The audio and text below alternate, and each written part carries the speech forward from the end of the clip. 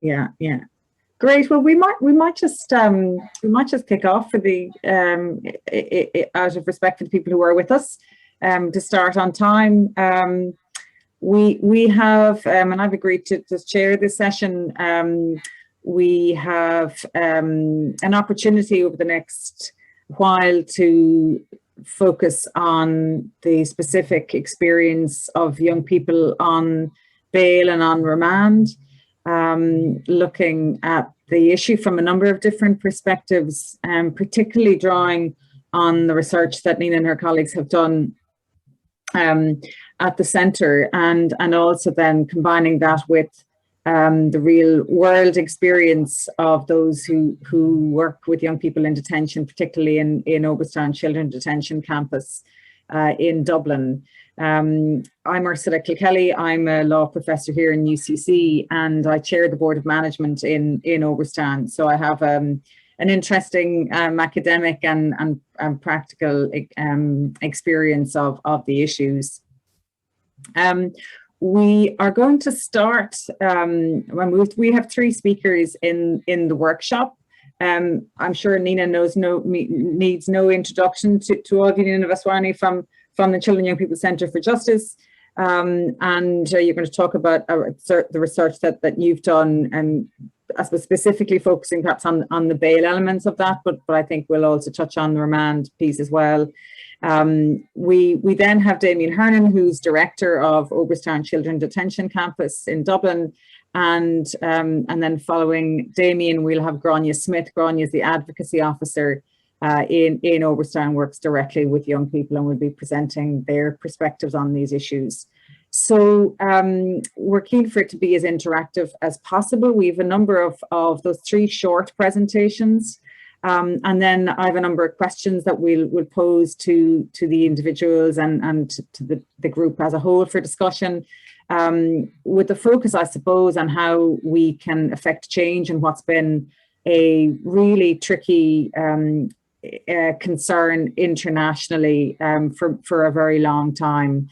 It's one of the concerns that was flagged in the global study, the UN global study that was completed in 2019. And there isn't a country in the world that isn't impacted by high rates of children on remand, poor compliance with the bail regime, which contributes to those high detention rates on remand, and in the main, relatively poor experiences. Even those countries, and the CPT research shows this, bears this out, but even those countries that do relatively well with regard to children in detention do relatively poorly with regard to children on remand.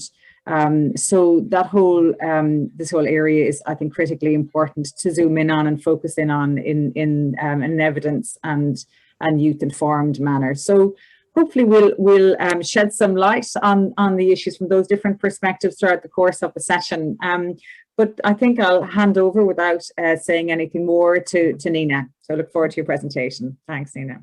Thanks, Ursula, and thank you everybody for coming along to the workshop today. Just bear with me while I share my screen.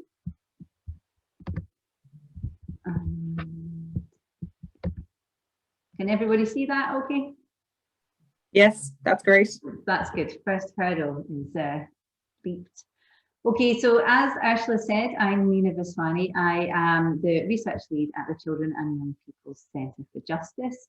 And what I want to do today is to just do a really quick overview of some research that my colleagues and myself were involved in last year about decision making about bail and remand. So as we've been hearing, in accordance with the UNCRC, all under 18s are children and should be treated as such. But we know there are particular issues in relation to justice for 16 and 17-year-olds in Scotland, as depending on how they are viewed in the legislation, they are sometimes viewed as children and are sometimes viewed as adults. And as the age of prosecution in Scotland is still 12, that means that children as young as 12 can, and if they commit a serious offence, they can still be prosecuted in an adult court, and they can face all of the adult disposals available, including being bailed or remanded. So I just want to give a little bit of context about bail and remand in Scotland today. I think quite rightly Scotland can be very proud of some of its achievements in relation to children in conflict with the law.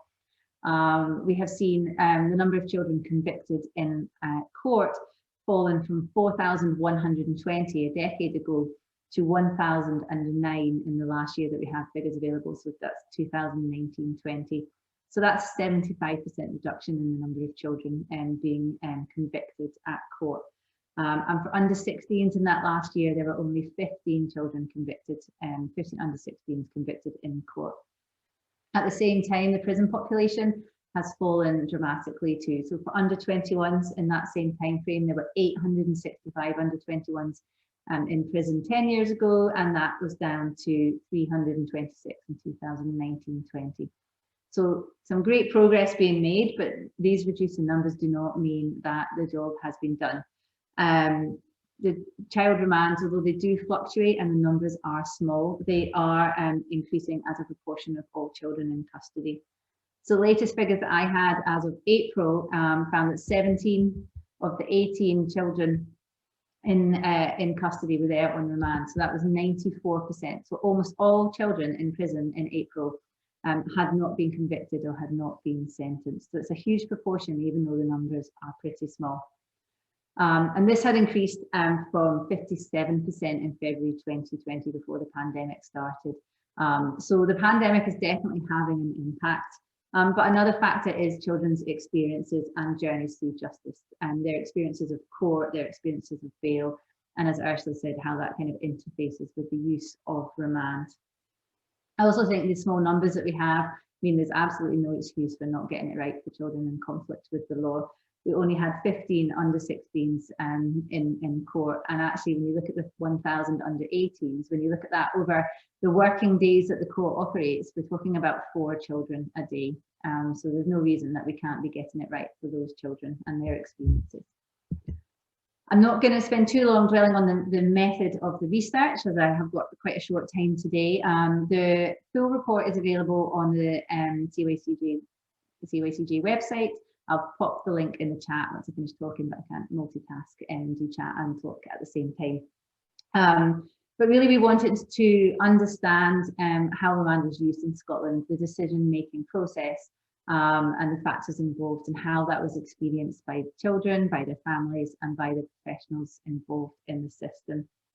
So it was quite a small scale study. My colleagues, Christina and Donna, undertook 33 interviews, 11 with children aged 16 or 17, and 3 with their parents or carers, and the rest were with professional actors within the justice system, so sheriffs, fiscals, social workers, defence agents, and third sector support providers. There was also a survey of local authorities looking at really the supports that they could provide and the challenges that they faced. And we received a response from 20 out of 32 local authorities in Scotland. So what I'm going to just quickly do today is really present the children's experiences and that of their families, as we want to kind of privilege and amplify their voices and focus on their experiences of court and bail. But I suppose to acknowledge that we did explore the decision-making with a range of professional actors in the system, and we do acknowledge and recognise the complexity and the challenges that they face in making decisions, particularly quite often with very limited information. And it's worth noting that all professionals expressed a desire to adopt a more kind of flexible, more nuanced, more child-friendly approach for under 18s, although they were definitely much clearer for under 16s than they were about 16 and 17-year-olds. But I think it's important to state at the outset, you'll see from the testimonies of children and families that what they are telling us highlights a justice system that is not child-friendly and does not uphold their rights. So Article 40 looks at children in conflict with the law, looks at juvenile justice of the UNCRC, and says that children should be treated promptly, fairly, and with dignity, and without resorting to judicial proceedings wherever possible. But a key theme in this research was that of distress and delay. The whole justice process took a very long time, and this left children at risk of prolonged distress. There were delays in getting to court. Now, I don't have time to read through these quotes today, so I'll just leave them up on the screen, but these are direct voices of the children and young people involved in the research. But yeah, the time it took to get to court was really lengthy, and especially for children who are developing, a delay of even just a few months can feel like a lifetime. And some of these delays were in the manner of years rather than months. And there was a real theme of the psychological impact of not knowing what was going to happen, not knowing what was going to happen to them, not knowing when they were going to be in court, not knowing what those decisions were going to be. And children use words such as kind of brutal and paranoid and couldn't be myself. It was hanging over my head the whole time. And it was really just a challenging time for them. There were also really long delays on the day of court itself. And actually, bear in mind that a lot of the children described being lifted over the weekend and being retained in police custody over the course of the weekend and then taken to court on the Monday morning. They were quite often transported to court first thing in the morning, and almost invariably the children described not actually having their cases heard until towards the end of the day, so 4 or 5 o'clock in the evening. And children were held in environments where, you know, they were surrounded by distressed, by vulnerable adults, and they described these situations as very frightening. They were worried about what was going to happen to them, but they were also frightened about the environment that they found themselves in. So that is particularly difficult, and it also has particular issues if a child does end up being remanded and it's late in the day, and by the time transport is organised and by the time a child is taken to custody, it can be very late at night, which is pretty difficult for someone who's been potentially in custody for 2 or 3 days by that point. Article 40 also talks about ensuring that, you know, justice is child friendly and accessible to children and young people. And Article 40 explicitly says that children should be provided with an interpreter if they don't understand the language of the court. And this obviously is in relation to the language that the child speaks, their kind of native tongue. But it's important to note that the justice system also comes with its own language, and the justice system has a very inaccessible language. So I don't suppose it's surprising that a key theme that came out of all of the interviews was a lack of understanding of the court process and the language used throughout the justice process. And the language used was a barrier to even the most basic participation. Children and their families reported frustration at the jargon and terminology that was used that required kind of previous knowledge of justice and previous experience of legal systems that they didn't have. Children noticed that the inaccessible language really kind of intensified their feelings of panic and anxiety and caused them a great deal of confusion. And this really led to quite a vicious circle, because once a child became more stressed and more anxious, they actually found it even more difficult to kind of follow what was happening in the court. So this affected children's engagement and children's participation and children's understanding of the decisions that were made. And this affects their kind of perceptions of a fair and just process, which is really linked to whether the system is seen as having legitimacy. And it's also really linked to their ability to comply with the justice process as well, as we'll come on to see. So Article 12 of the UNCRC is focused on children's rights to participation and voice, and it makes a specific point about children's rights to participate in judicial proceedings. But I suppose one of the important things is if you can't understand what is going on, how can you even participate in that process? So that lack of understanding about what was happening really was a huge barrier to participation. But it wasn't just about language. The whole setup of court precluded any participation, and it's not set up for anyone to have their say, really, let alone children. But children also faced specific issues. So although they found their kind of defence agents generally quite supportive, they were really encouraged by the defence to not say anything because they didn't muck it up. And also, even if they weren't, the children themselves were very worried that they were going to say something that was going to, you know, be understood wrongly or cause them kind of additional problems. So there was very much a culture of being silenced either by themselves or by the court system or the people around them. And although we're focusing on court today, I think this lack of participation, this lack of voice was a feature of their journeys all the way through the justice system and through all of the services that they have experienced. So this lack of understanding, not really understanding what bail is or what the conditions are, or certainly what the implications of not complying made it really difficult for children to comply with the conditions that were imposed. And children also found that there was a huge impact of the conditions on their lives. So there was an impact on their jobs, or there was an impact on attending college.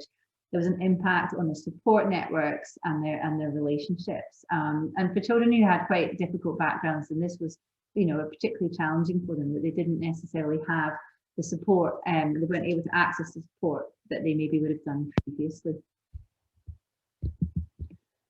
I think the difficulties in complying with bail was made worse by this lengthy process of justice that I described earlier. So children were expected to comply with quite stringent conditions for really quite a long length of time, easily for 1 year, and some children described, being on bail for up to 2 years. So this is really challenging for anyone, let alone a child, to comply for such a long time. And children also found that they weren't often monitored. And so they kind of lacked motivation to comply. They maybe started off complying, but when they realized that maybe nobody cared, nobody was paying attention, then they began to sort of find it more challenging to kind of see the point in it, really. I think the professional respondents really felt that the kind of lengthy delays and the bureaucracies in the system did result in this reduced motivation and compliance. So a child might have complied for 2 or 3 or 4 months, but certainly couldn't do that for 2 years.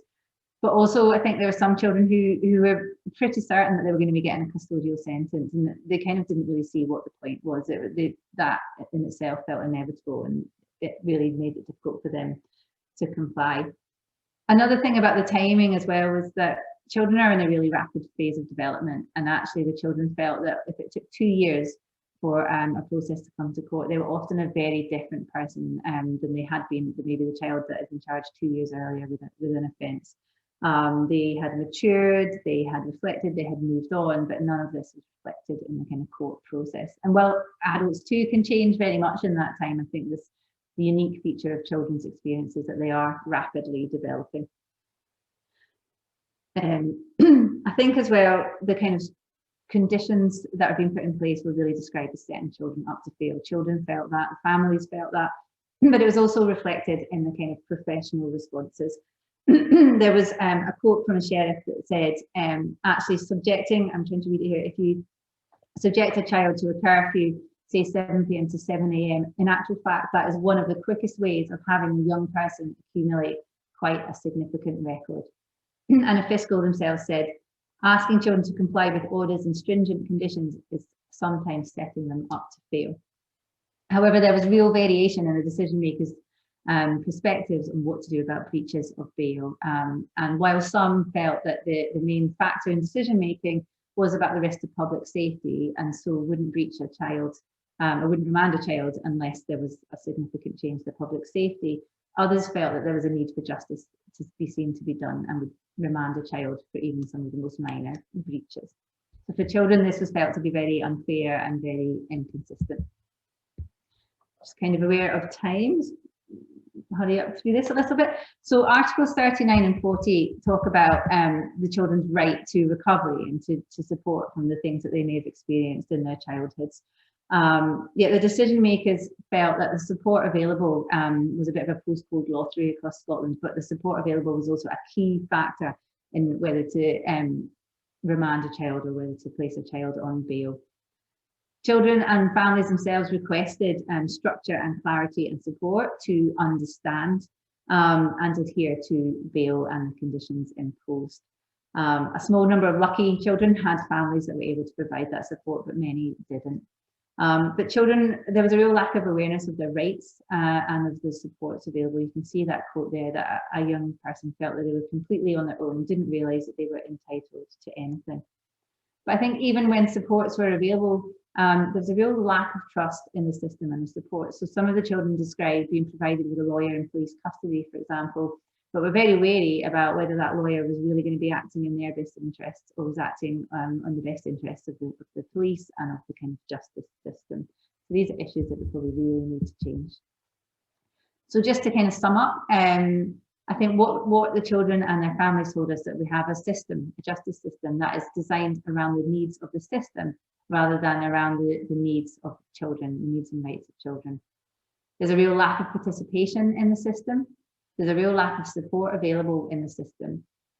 And there's a lack of trust in the system. There's justice for who, and is there any meaning in the word justice? There certainly was no perception of procedural justice from the children and families that we spoke to. And ultimately, I think what the children and families described was a rigged system in which children were set up to fail and in which there was no opportunity for a fresh start or a second chance.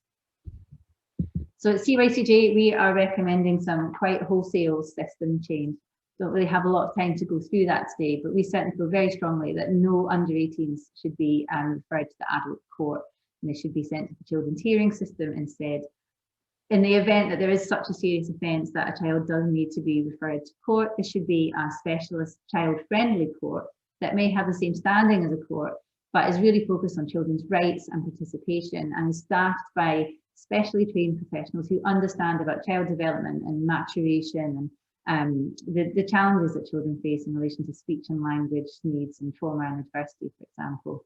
And we feel very strongly, and we focus on bail here today, but the findings also were quite clear, I think, that remand should really never be used for children and young people, and only when there is no other way to keep people safe, and certainly not for a breach of bail. Okay, so thank you very much. I'll just stop sharing my screen now. That's great. So it's a very quick run through. The report is available, and once I get my head together, I'll put the link in the chat. And there will be a child-friendly report and an animation out next month, so we'll make sure that you've got the links to that as well.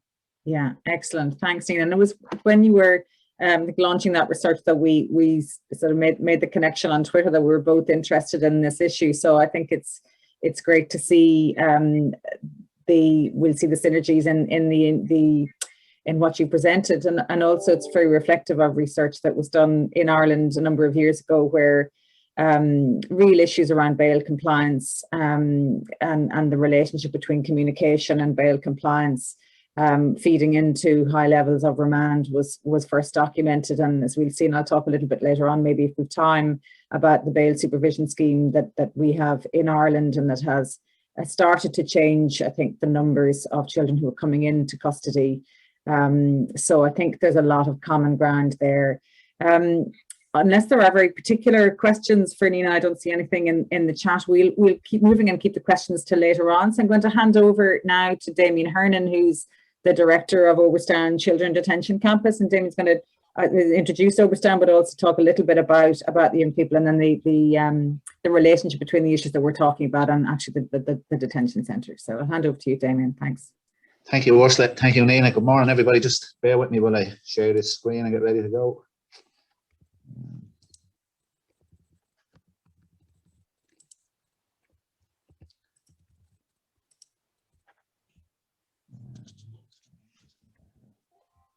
Yeah, how you doing? So, as Ursula said, look, I'm going to take you through a whistle-stop journey of Oberstown campus, kind of describe what we do, describe some of the characteristics of the young people, the challenges of working with young people on remand, and how ultimately we respond to that challenge.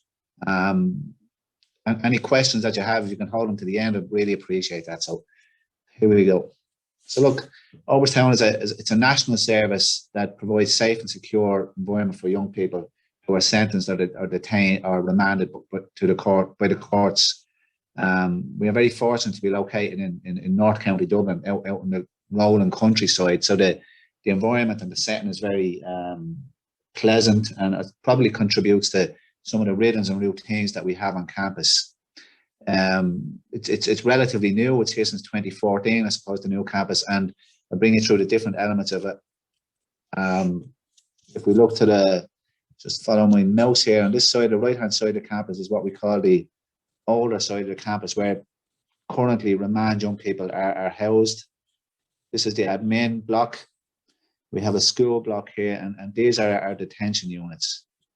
Outside the fence here, there's parking and some ancillary buildings which we use for training and maintenance. We're currently in the process of moving from the remand buildings down to the detention buildings to create remand units within these pods, because what we recognise is that we have a far superior set of buildings on this side of the campus than we do on the current remand side of the campus. Those buildings are almost 40 years old. Buildings on the left on your screen there are 6 to 7 years old. So in terms of creating that rhythm, that routine, they're much more conducive to allowing young people feel more welcome, feel more relaxed. And I suppose the systems that support that in the building are much more effective than the ones in the older part. I suppose it's interesting that the Children's Act is 20 years old this year. Part of our key responsibility is to help young people reintegrate them successfully back into their communities and society. We are currently drawing up a strategy for the next number of years, and within that we're looking to see how we can knit into the mission vision element of the strategy around helping young people maximize their potential, looking at their individual needs and a bespoke and a tailored type of model that will respond to care, education, health, offending behaviour and preparation for discharge. The snapshot, I suppose, of the characteristics in 2020 of young people. So we did a throughput of 119 males and 3 females. And this is the trend that we see over the years on the campus, that there are very few females who come into the campus. In that regard, it presents a challenge from time to time and how we respond to that need, but we always have provision to take females. Under normal circumstances, our bed capacity would be 54, but through at this point in time, it's been reduced to 46 because of the impact of COVID and because of the movement from one area of the campus to the other area of the campus. The 119 males, as you see there, 67 are remands, and the females, 17 of them are remands. What we know at this point in time is that up to 2 weeks ago, I suppose, we've had a throughput of 50. So that suggests that the numbers might be decreasing a little bit if we follow that current trend. Some of the challenges, I suppose, for remand young people is that last year, I think that the longest somebody spent on remand was in or around 160 days. That was a young male. We had a female here for 117 days. Both of them returned home. So one has to question and wonder what the purpose of the remand was. I think in the instance of the young man, it was to avoid a detention order. It was used as a means of giving them an opportunity to change their behaviour under a remand order, and then allow the return to home. The young lady was allowed to return home, subject to care provision as well being provided into the community. So it just, I suppose that the Children's Act, when it was first enacted, there was a real drive, I suppose, to dispose of cases in a really fast fashion, I suppose. And that's kind of slipped a little bit. So we've had some conversations with the judiciary in the recent past around how we can try and dispose of cases in a quicker fashion. And to your point, Nina, earlier on around that adversarial relationship and not mucking it up, there is a real conversation to be had about a more collaborative piece of work between solicitors, judiciary and the young people. And we've seen it at some very high tariff cases in relation to how judges have managed the sentencing element and how judges have managed the whole case in a very sensitive, child-friendly, participative fashion. Look, it's a very busy slide there, but I mean, what has really struck us in the last year, I suppose, is the increase in the level of offending. At a very recent point in time, 30% of the young people here were here as a result of offences that caused the death of someone. That presents a significant challenge to the campus in terms of the complex needs that young people bring onto the campus with them.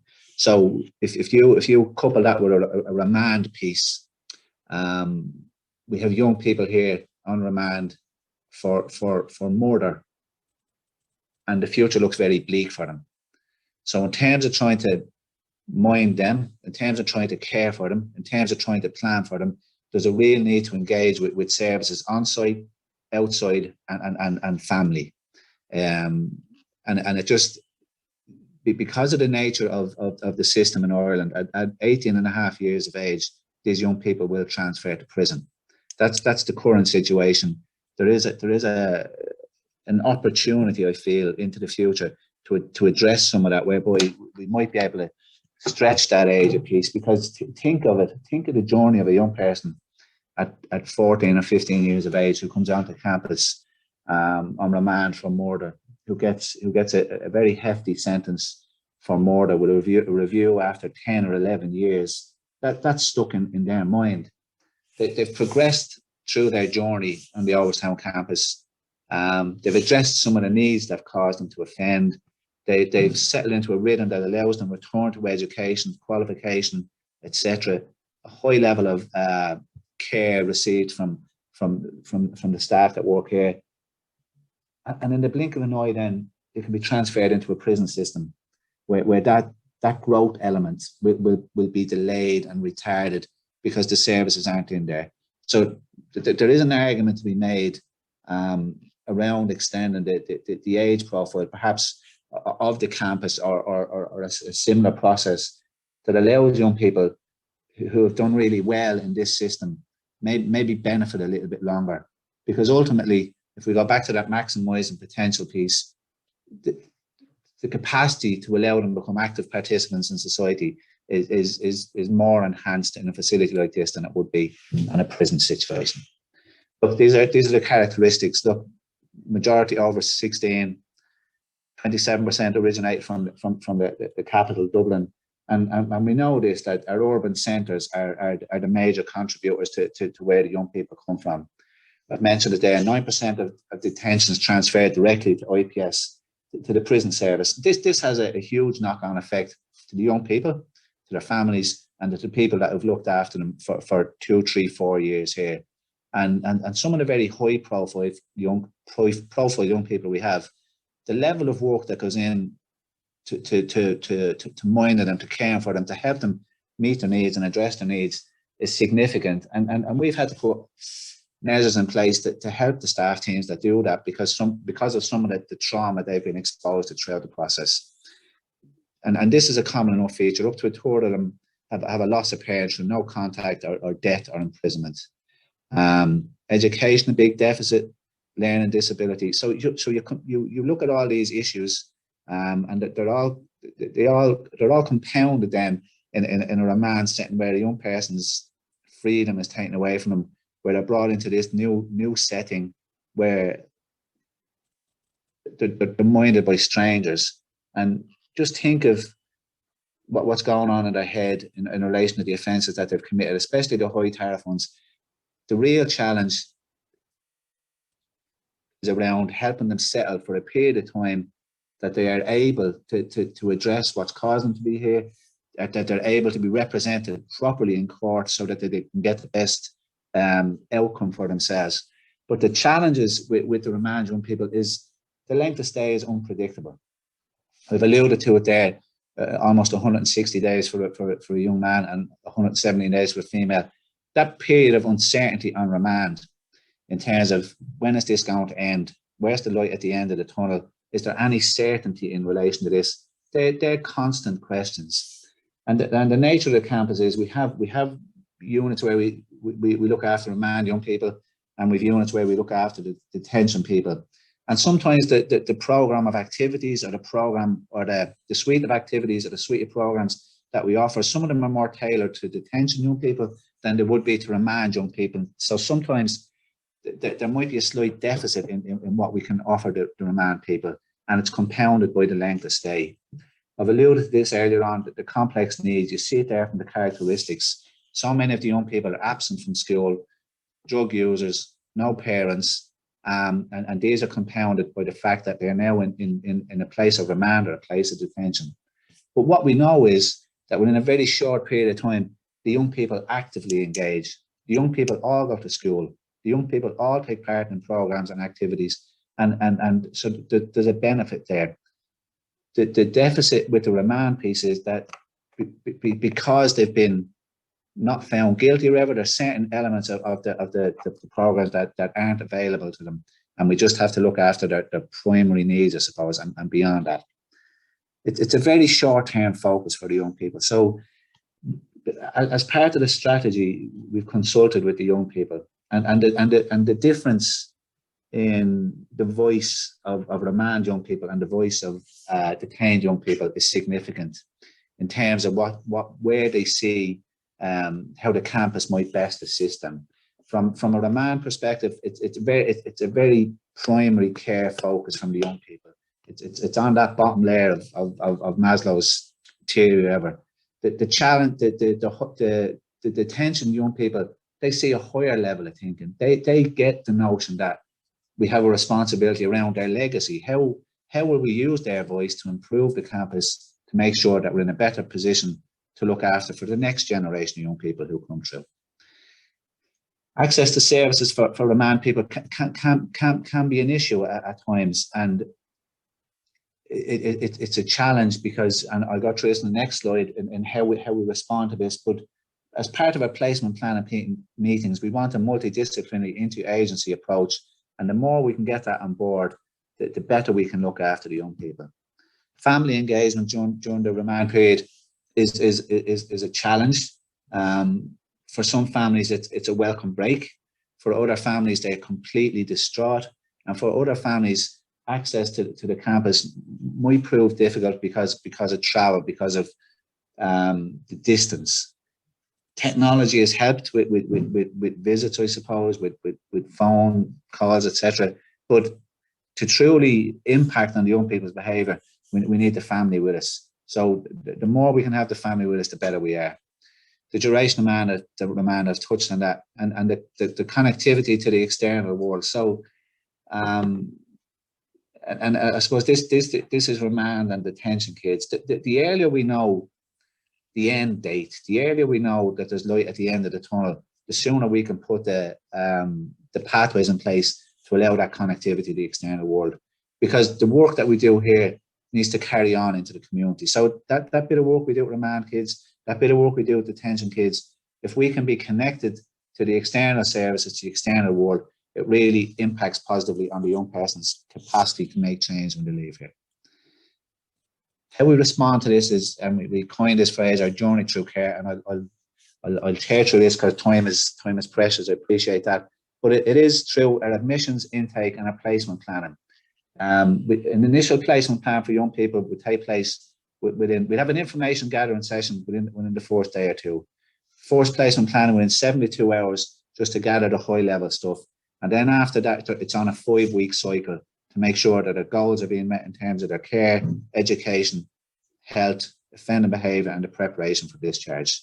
So that's how we typically respond in a systems and a process way to the challenges posed was by remand people, young people. Look, that's a whistle stop tour. I hope you got something out of it. Thanks, Damien.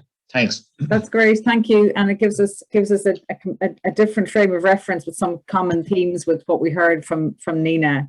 I'm conscious of time, so I'm going to go straight on to Grania Smith, who's going to talk and give us some of the benefit of the insights from the young people and the work that you work with, Grania. And so I'll hand over to you. Thanks. Thanks, Ursula. Good morning, everybody, and thanks for joining us this morning to listen to the views and experiences of the young people in the Oberstown campus in relation to the bail and remand. I would ask you to think of the first word that comes into your head when you think of a young person before the court. The first word that comes into my head is vulnerable. They're vulnerable because of the adversity they faced in life, their complex needs, and equally vulnerable because they're in a system that they don't fully understand. They fool us adults into thinking that they do. The court system last summer asked us to ask the young people in regard to improving the court system, wouldn't it be great if? And the young people responded with things such as paperwork didn't take so long, have children's courts in rural areas, have no custody sergeants. But they also said areas that you could play the PlayStation and somewhere that you could get a few sweets. These are not the words of young people who understand the process that they're involved in. I asked the young people themselves a word that they would associate with the court, and they all unanimously said anxiety. And the reason for this was because they wondered if they would get bail, if they would get out, if they would get sentenced. Would they get to smoke? Would their ma turn up? Do they head for it? Were they under the influence the last time they were at court? How would they be received by the judge? Can they speak English well enough? What if they can't hear what's going on? And what if they look like a fool? Build up to court is a big trigger for young people. They could be unusually quiet, introverted, excitable, low frustration tolerance, poor sleep, can't eat breakfast before they leave for court because they feel sick. They're worried and spend the days before asking everyone they meet what do they think will happen at court. It consumes their every waking hour. In court, though, you might see a hostile young person with a bad attitude, slouching, perhaps with their hood up, poor eye contact. And there's no signs of the young person who was given warm milk, lavender for their pillow, and a listening ear the night before because they were overcome with worry about attending court. So I could ask Matthew there to share a slide on the screen.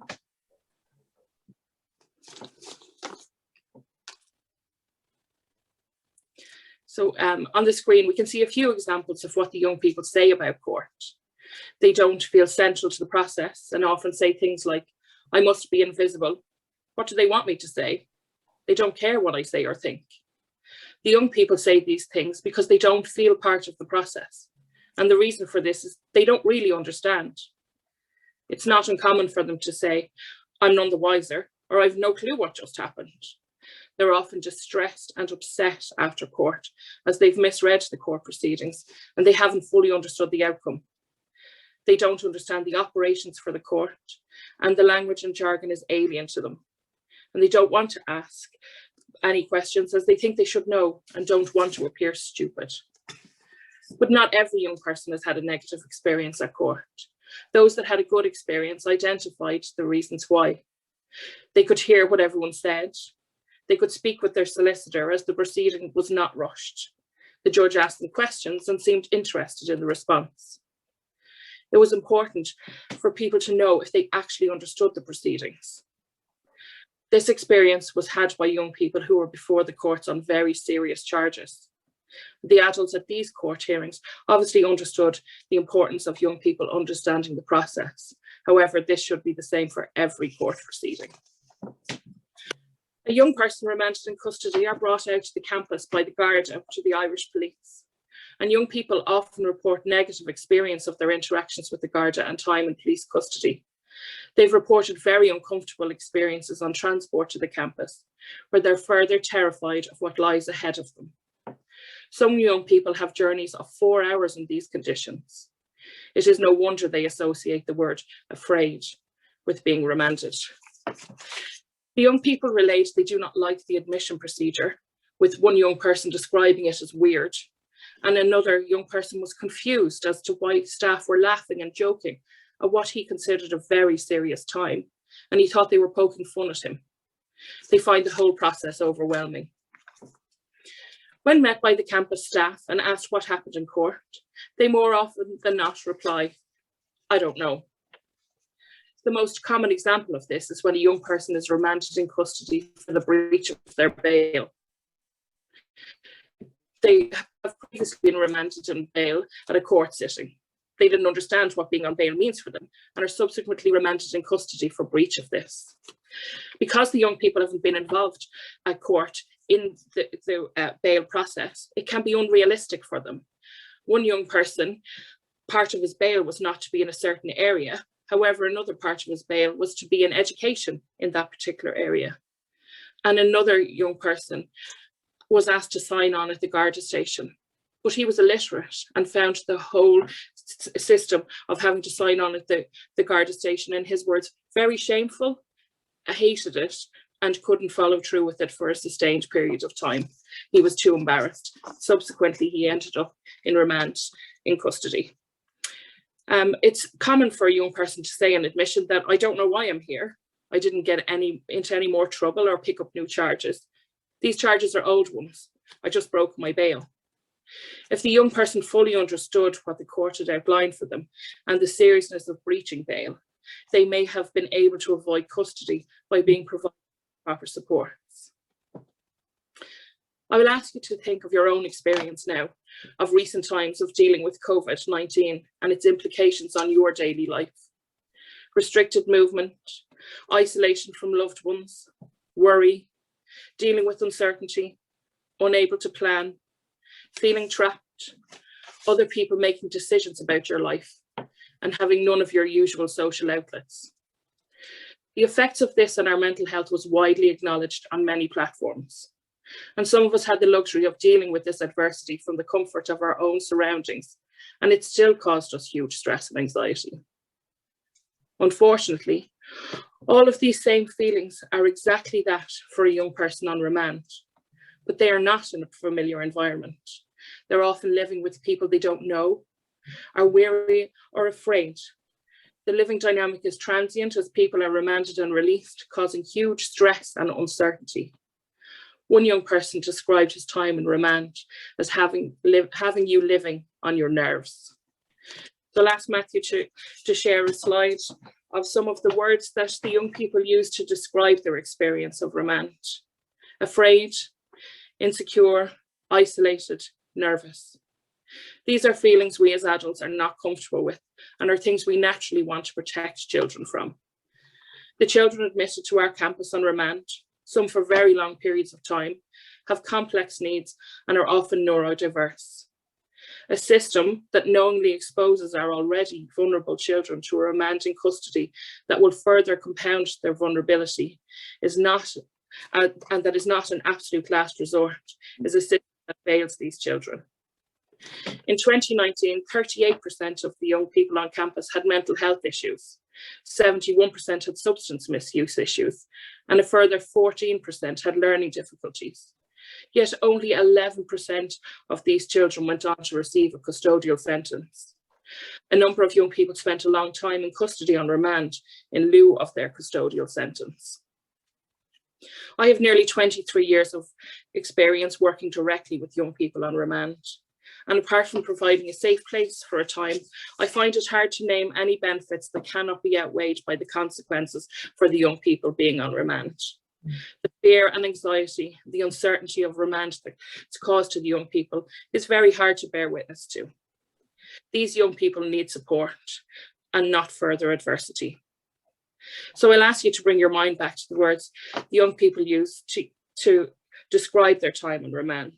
Nervous, upset, afraid, lonely, isolated, to name a few. So from a young person's perspective, as a decision or policy maker, if you were aware that your decision to remand a child in custody could have those implications for an already vulnerable young person, I'm sure you would endeavour to explore every alternative first and to consider it when all the other avenues were exhausted. Thanks for listening, and I'm happy to answer any questions at the end. Great, thanks, Grania. Thanks for I suppose further illuminating the perspectives of young people in all of this. I think very much resonating with what Nina presented and Damien too. I'm conscious of the overwhelmingly negative perspective that, or negative experience that young people have on remand. At the same time, and Nina, you talked about falling numbers, 15 under 16s. We've seen not just a drop in the numbers of children in detention in Ireland, but a proportionate drop in the number of children on remand, even though the proportions, broadly speaking, are the same. So looking at today's numbers, it's 13 on remand orders versus 14 on detention orders. I mean, those are still significantly lower numbers than before. So there is a shift happening, whether it's in detention or in generally or in remand specifically. That should, as you say, Nina, I think challenge us all to do much better for the smaller number of children that we're now talking about. And I suppose one of the issues that's been at play for us has been our bail supervision scheme, and the evaluation of which in 2019 found that there was a 50% drop in the rate of offending among those who were in the bail supervision scheme compared to the control group who weren't.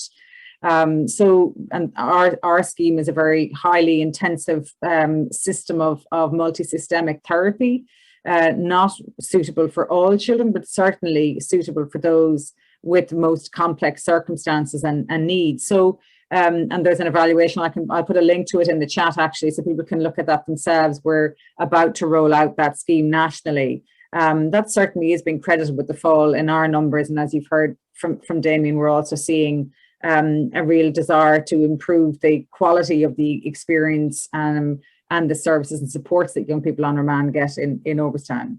I'm conscious of time, and I'm keen to hear if there's anybody that has any questions. I suppose in the meantime, Nina, I might just ask you, and Grania and Dee might consider this as well. You know, what's the one thing that we'd like to see to address the issues that we've been hearing about this morning?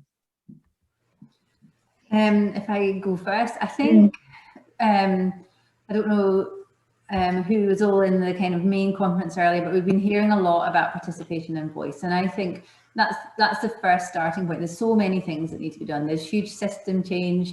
There's, you know, lots of small tweaks that can be made to improve things right now, but there are big things that need to change over the coming years. But I think the first thing to do is to really hear what children and young people and families have been telling us about that experience, and I suppose reflect on that and reflect on, you know, what is the purpose of the justice system, and what does justice mean, and what do we want out from it, and how do we achieve that? And we achieve that by, I suppose, making that a safer, more participatory space in which, you know, rehabilitation and desistance can occur, not a place that probably just makes things worse for everyone, the children and young people, and for society too. So yeah, I think that's the first thing to do, is just really hear what people are saying and really reflect on that. Great, thanks. And I mean, that's I think it's a really challenging thing to do at the same time, how you do that systematically. And we've had some really good experience, and I suppose part of our advocacy is trying to bring the perspectives that Grania and Damien presented to those who make those decisions. You know, trying to create that in a systematic way, I think is still quite challenging. Yeah, thanks. Damien, Grania, do you want to comment? I'd say that from my perspective, that, you know, from listening to the young people and from their experience, that we need a more young person led approach that's based on their individual needs, and also to look at, you know, what's most important, the perception of justice or the best outcome for that young person. And, you know, the challenge is where you meet that in the middle. Yeah. Damien? Yeah, so from my perspective, I suppose, it's a timely response. If remand is to be used, well, then that there's a time frame on it. And I know in the last couple of weeks or months, there's a couple of cases before the court that have been disposed of because the matters, the guards or the DPP haven't progressed the matter sufficiently enough to allow the judge make a judgment. So they've just disposed of the matters. So that timely piece is important. But I suppose for young people to have access to all the alternatives out there prior to remand or detention being used is really important. And the conversations with the judiciary, the conversations with the legal representation in terms of creating a more collaborative and not mucking it up approach, you know, have the voice heard, because lots of the time these kids are victims too. Lots of the times these kids have suffered untold trauma that we don't appreciate or don't recognize. So if we deal with this at a very high level that's not understood by kids, not understood by families, we're only compounding the damage that's been done to them. So yeah, timely response as a very last approach. Yeah, it's interesting.